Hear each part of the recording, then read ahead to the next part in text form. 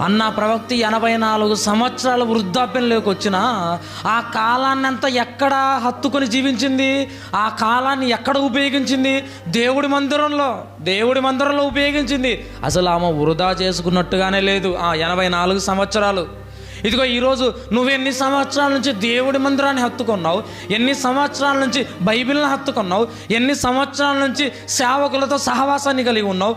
ఎన్ని సంవత్సరాల నుంచి దేవుడి సేవను హత్తుకొని ఉన్నావు? దేవుడి సేవలో ఉన్నావు?